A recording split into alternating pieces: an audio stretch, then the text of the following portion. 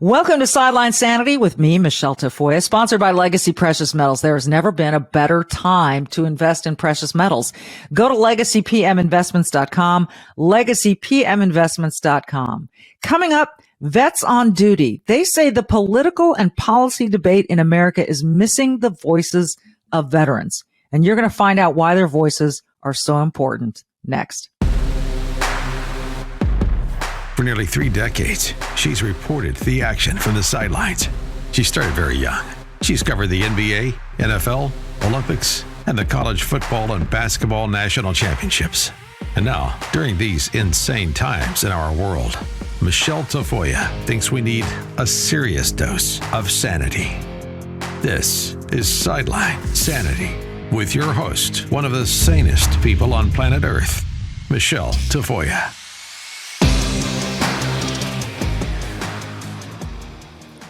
Welcome to Sideline Sanity, everyone. I'm Michele Tafoya. I'm thrilled about today's episode. I really am.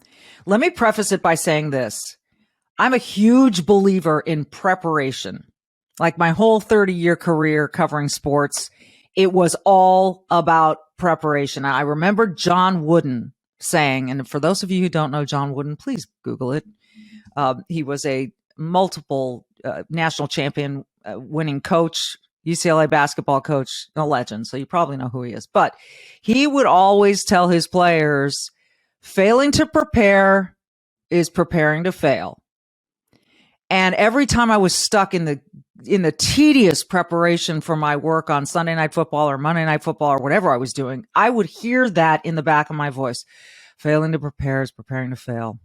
There's another good one that says, luck is where preparation meets opportunity. So anytime you find luck, generally somewhere preparation is involved. And so this leads me to this question. How prepared are we as a country to face potentially another 9/11, another war, or anything else that may affect the homeland militarily or our interests abroad? This is a little bit of a scary time in that we see the numbers of enlistments in all the branches of the military are down. And so I'm really, really happy to welcome a couple of gentlemen to talk to us about that. Jason Church is the chairman of Veterans on Duty, and Jimmy Byrne is finishing up his JD MBA at Yale Law School. He's also an advisory on the board of Veterans on Duty. Gentlemen, welcome, and thank you so much for your time. Thank you for having us on, Michele. It's a pleasure to be here. Obviously, it's great to share a microphone with you today and talk about some of the things that both Jimmy and I have seen going on in the military for a long time now, and that's really a lack of focus. It's what started Veterans on Duty. It's what brought us together, is seeing the problems at the Pentagon and, like you said, a lack of preparedness, a lack of being able to counter the threats and the enemies that face America. For those of us that put on a uniform like Jimmy and I, that's personal. It's personal because we've seen the consequences of when we do not prepare adequately for war. We've seen what happens when people don't have the best training, equipment, or quite frankly, preparation through training for battle. It costs lives. Yeah. It costs lives. And at the end of the day, Veterans on Duty is going to fight day in and day out to not only make sure that the political leaders, the ones who aren't necessarily even close to the battlefield in Washington, are held accountable, but also make sure that the warfighter has the tools for success. So Veterans on Duty is very amped for this. We are really bringing the fight to Washington, and will continue to do so and continue to grow as the years go by here.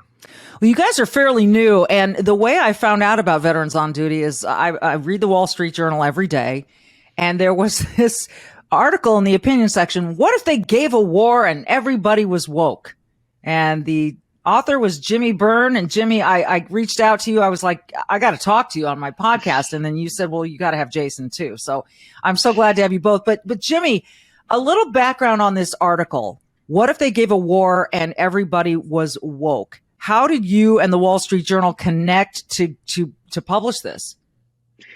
Yeah, Michelle, well, first of all, thanks for having us on today. And I echo everything that Jason said. I'm really excited to be here. And one thing I have to thank you for personally is I saw that you did retweet our article when this came out. So I was very thankful for that. And thank you for sending it out so everybody could read it.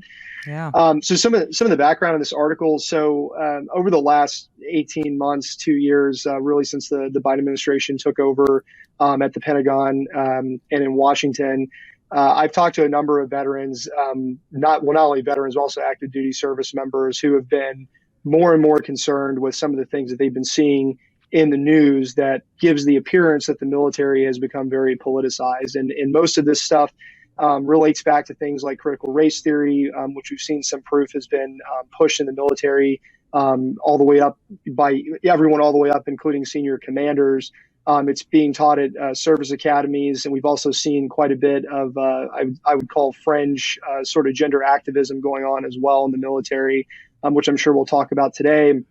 And we saw a report recently that showed that there has been a massive recruiting collapse in the military in the last 2 years.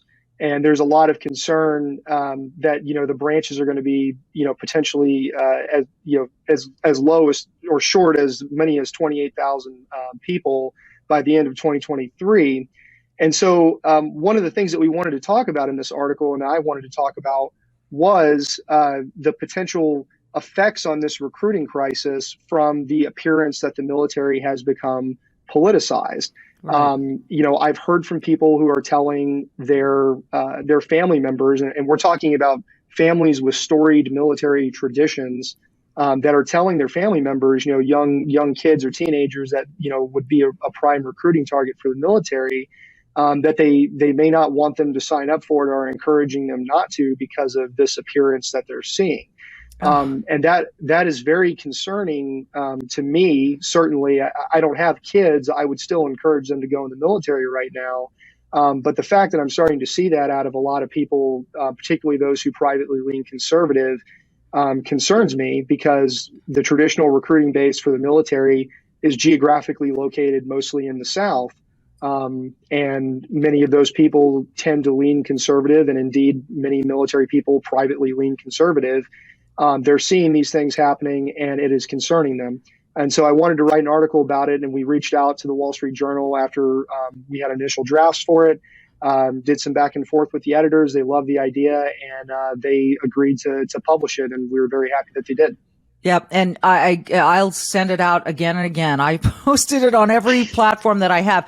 So you guys referenced one thing here, and for our entertainment and also for the edification of our audience, or maybe education, let us explain a little bit by virtue of this video, what's going on. I mean, this to me it's at the same time shocking, hilarious, and terrifying that the Navy is teaching the appropriate use of pronouns. And we have a little bit of tape here. We're going to roll it for you, and we'll get your reactions. Again, this is from the Navy. Go ahead, John Berg, my producer, and roll some tape.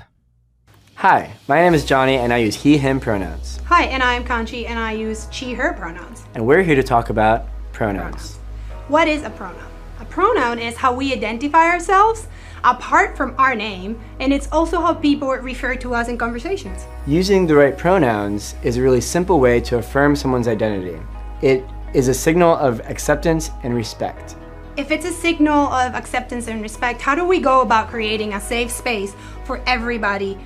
That's a good question. A really good way to do that is to use inclusive language. Instead of saying something like, hey guys, you can say, hey everyone, or hey team. Okay, I got to stop right there before my head explodes. Jason, first of all, there's an idea about the military that you sort of leave your safe space and your independence at the door. Like you're part of he says, hey team. So instead of saying, hey guys, say, hey team, whatever. How do pronouns come into play in the military? Why should they? I have no idea why the Department of Defense would be pushing really this type of prerogative on the soldiers, sailors, airmen, and Marines of our armed forces.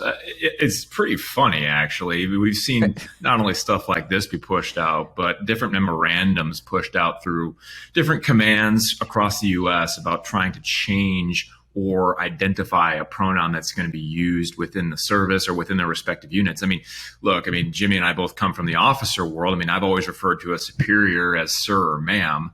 I don't know, how they would do that now if the commanders that are called those things are trying to give guidance the other way. That just doesn't really make that much sense to me.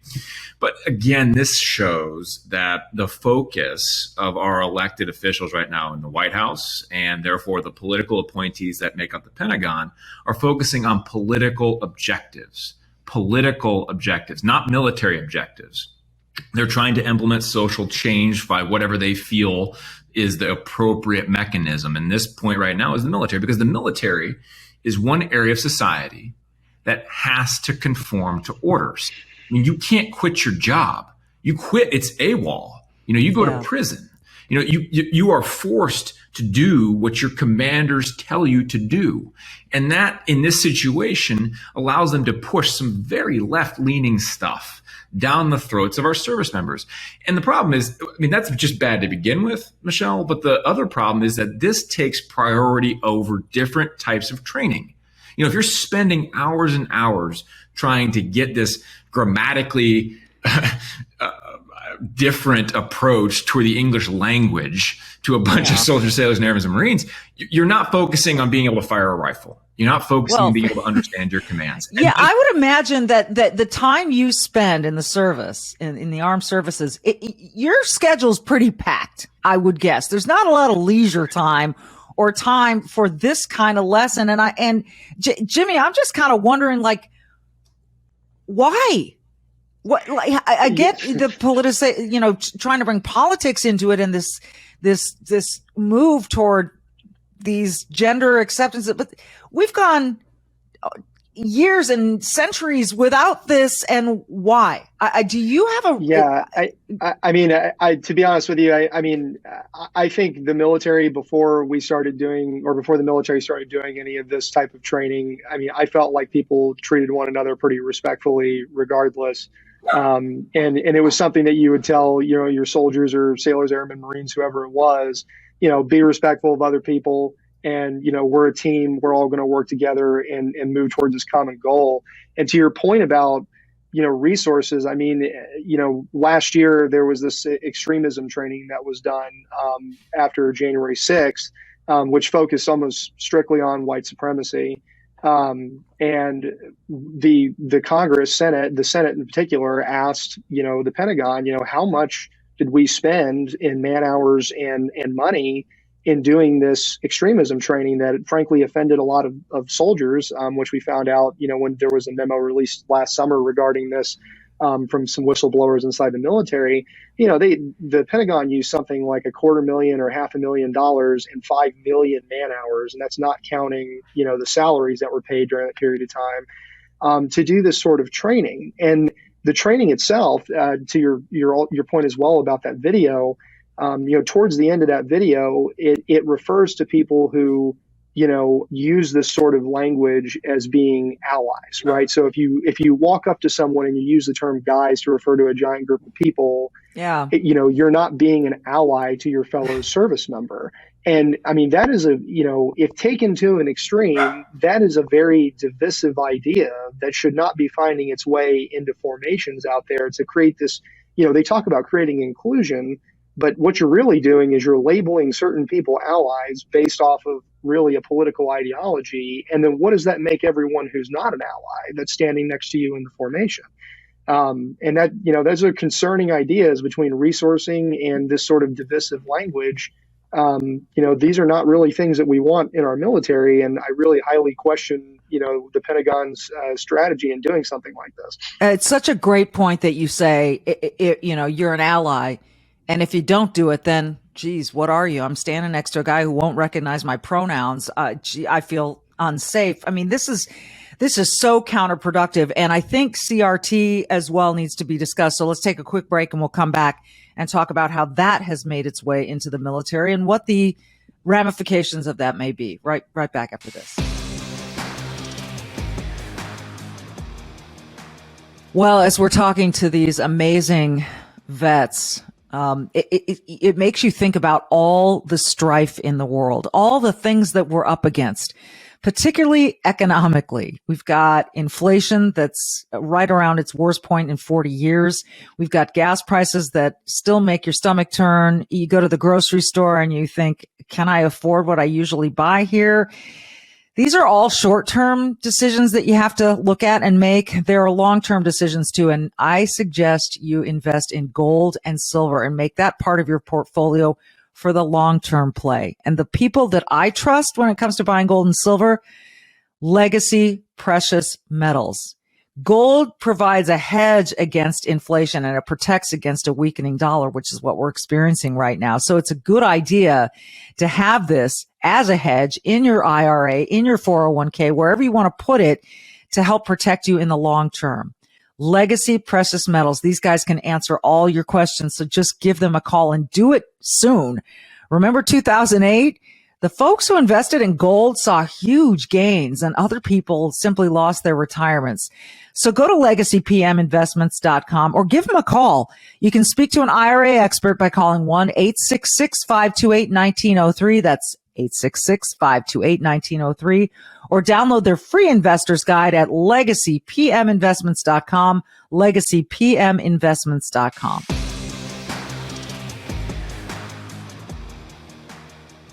Back with Jason Church and Jimmy Byrne of Veterans on Duty. Again, a fairly new organization and fighting back at some of the, against some of the, I don't even know what to call it anymore, political correctness, this wokeness that is infiltrating the military of all things.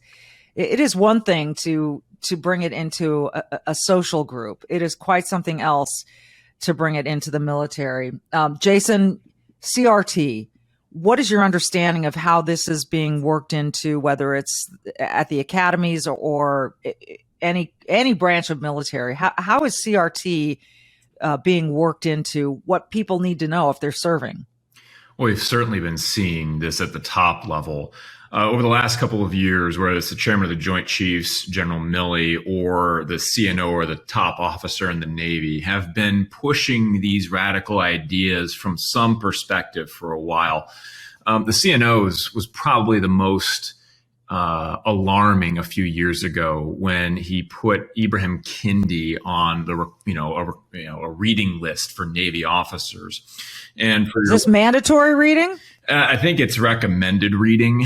Okay. But when it goes on that list, it's kind of a priority setting thing for officers within the Navy. So it gives them guidance on what their senior leadership is also viewing as academic material. So Ibrahim Kendi, for your listeners that aren't familiar with him, pushes this idea of anti-racism, which is really just, in my opinion, reverse racism. He says, okay, racism exists, therefore we need to be racist back. And I think that's really the synopsis of his book. And this is now being pushed for officers. It certainly was in the Navy. And what kind of divisive rhetoric is this? I mean, it's literally telling you to be racist. I am floored that this was actually something that was put in the Navy's official reading. You know, units in our armed forces come, as Jimmy was saying, from all across our country.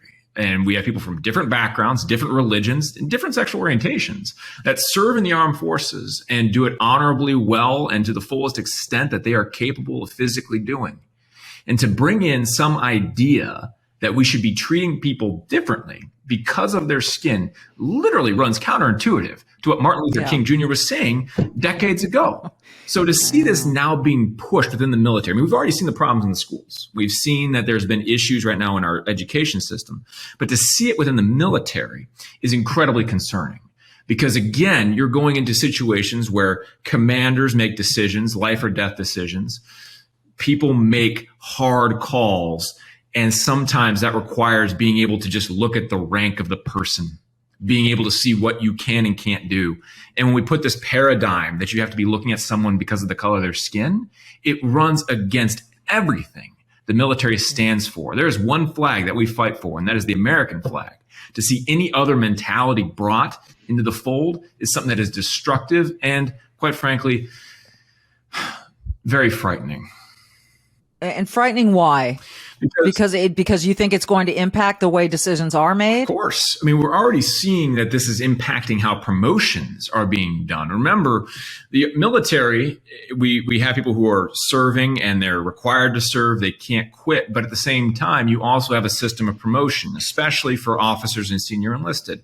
And to make those promotion blocks, to be able to climb the ladder, oftentimes, certainly when they're younger in rank, they have to check the block. They have to do what their superiors are telling them to do. And if it's implementing elements of CRT, I can tell you that that will have terrible effects on the lower enlisted, people who are not necessarily the decision makers. They're just the ones that are doing what they're told.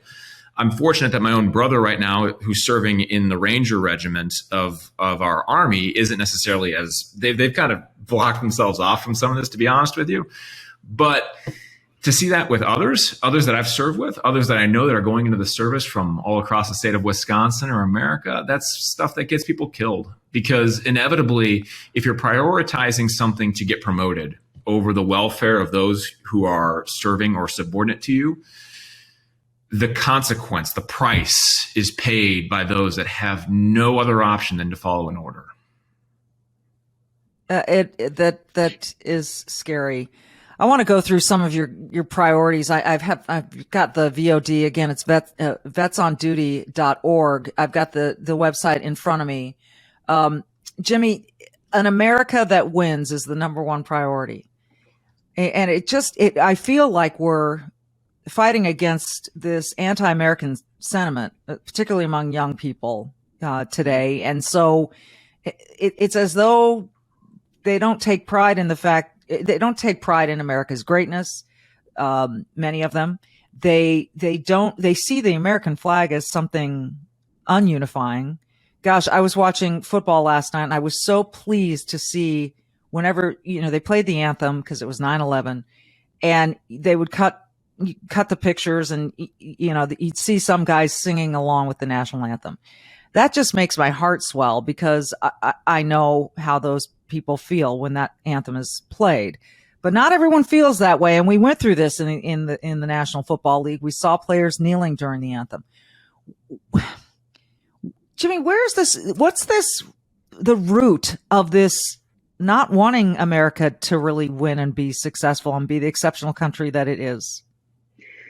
Michele, I've been trying to figure out, how this has shifted over the years, the way that it has. I mean, it's this just, I guess, innate cynicism, I feel like, that is like taken a hold of a lot of the American people. And, when we look at some of the things that are being pushed in the public, and I'll use CRT as an example on this. I mean, we talk about, there's been a lot of pushback in schools and in education, about some of these ideas that are being taught that Jason just talked about. And, if you read things like what Ibram Kendi wrote or some of these other CRT folks or people, in politics right now, they always focus on, the worst parts of America. They want to bring out and elevate the worst parts of American history. And it's okay to do that. It's okay to talk about, the dark times in American history. And I think you actually spoke about this recently on your podcast. We need to look at America for all of its good parts and its bad parts. Sure. But what these people tend to do is they tend to focus on,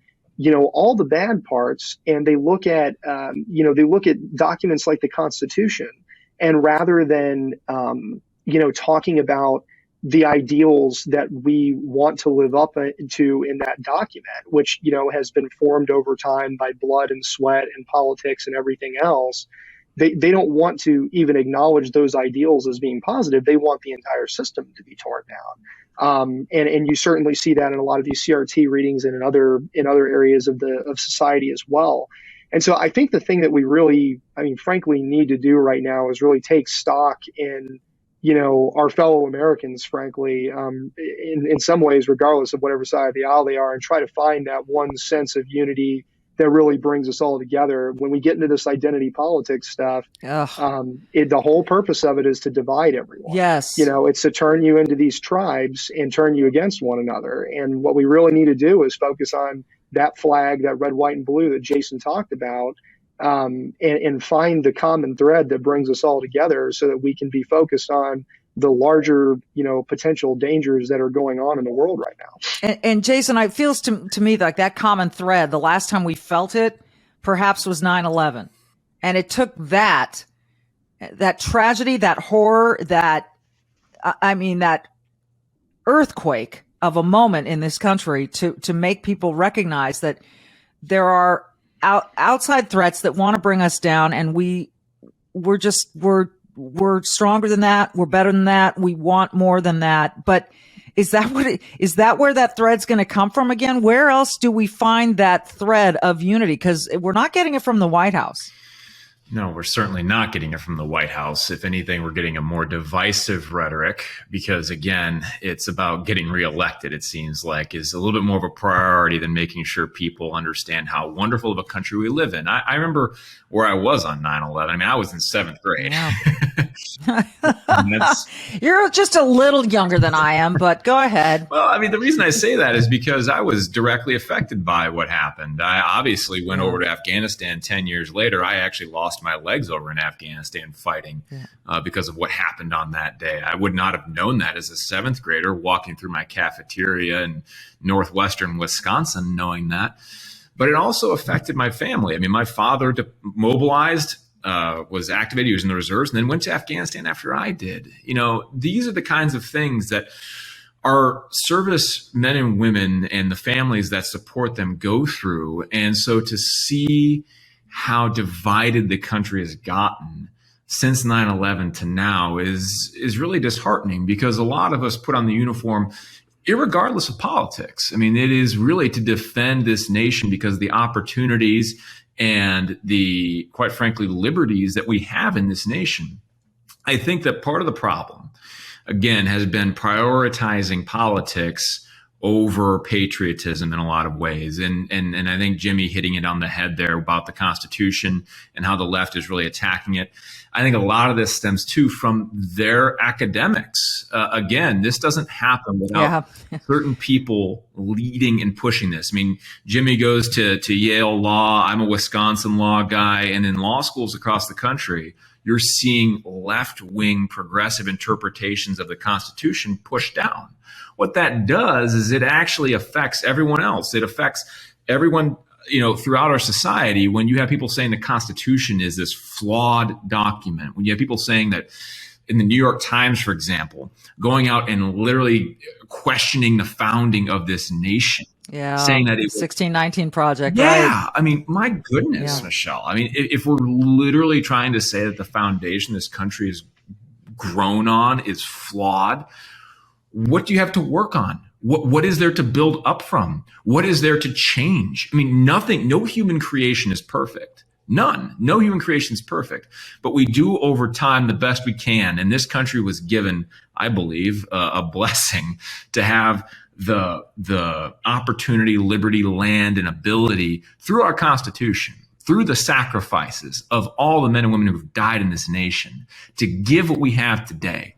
So to see it just attacked vigorously by the left shows me that they're not even interested in building the country right now. They're interested in attaining more political power. So veterans on duty, we're the people who have put on a uniform, fought for the country, but we also see how that is being taken advantage of by the people in the White House right now, how they're using the military as a platform to project social policies that are not only destructive to the military, but destructive to society. So we're going to call them out on that, but we're also going to say, look, it's okay to disagree. It's okay to not, have the same political opinions, but to say that the country itself is flawed at its founding is something that we will fight every single day. Yeah. Yeah. It's that argument that, it was written by a bunch of white men who owned slaves, and therefore how could it possibly, but instead of actually looking at the words and the meaning and the point of it and the gifts that it gives us and the freedoms and the liberties that it gives us, and ultimately which this country fought for, It's almost as though, Jimmy, the Civil War has been forgotten. Like it never happened. Like there weren't hundreds of thousands of people willing to die to end this thing, to end slavery. That happened. And then they'll say, yeah, but then there was Jim Crow. Yes, that happened too. But we have, no matter what, we've continued to progress from this. And I don't know where the benefit is by drawing us back, except that, I mean, I hate to be cynical about it, but the mentality of it seems, there are some who call them race hustlers who do this because they make money. See Al Sharpton.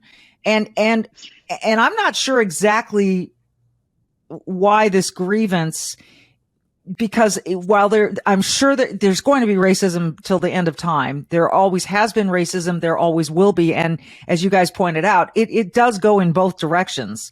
So I'm just not sure what the benefit, where they look and say, I'm making the world a better place by being really pissed off about our history.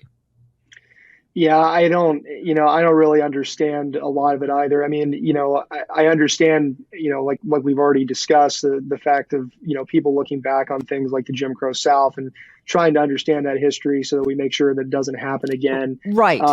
The thing that I don't understand, is, like you said, this preclusion to want to go back and sort of almost segregate society again. I mean, this sort of use of the word or the term safe spaces is being used. I've seen it in a lot of colleges and universities, being used as an excuse to literally create spaces where certain races are not allowed to be, present. Yeah.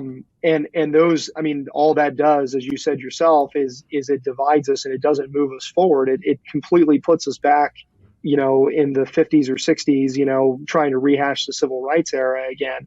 And I think the bigger problem in all this is that, we focus on these things, but we focus on these things, but what we end up doing is we end up papering over actual issues in society that we can actually look at and try to fix and make better, by just, repeating these platitudes about, race or white supremacy or attributing everything to these issues. A lot of times when you look at, a lot of these people that are pushing these things and you start asking them to explain some of the data or to look at a research or a piece of research that says something separate from what they agree with, they'll look at those things and they'll just say, well, that's racist. And it's like, yes. Well, if you're doing those things, you're cutting the conversation off. We're not going to be able to find that common thread we talked about and be able to move the ball forward on real issues if we're just papering over it all by saying that, everything's racist, sexist, or whatever else it is. Whatever else it is. It's always one of those. It's like Hillary Clinton said about the deplorables,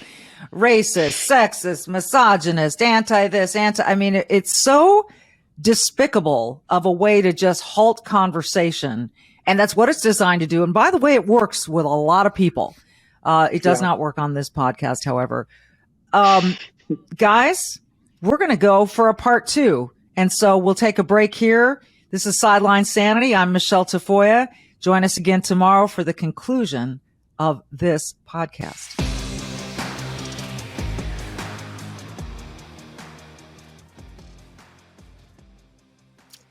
Well, Sideline Sanity, we are very proud to be sponsored by Legacy Precious Metals, and we're joined by Charles Thorngren, the CEO of Legacy Precious Metals. Charles, we are hearing now that this is not transitional inflation. This is not a bump in the road.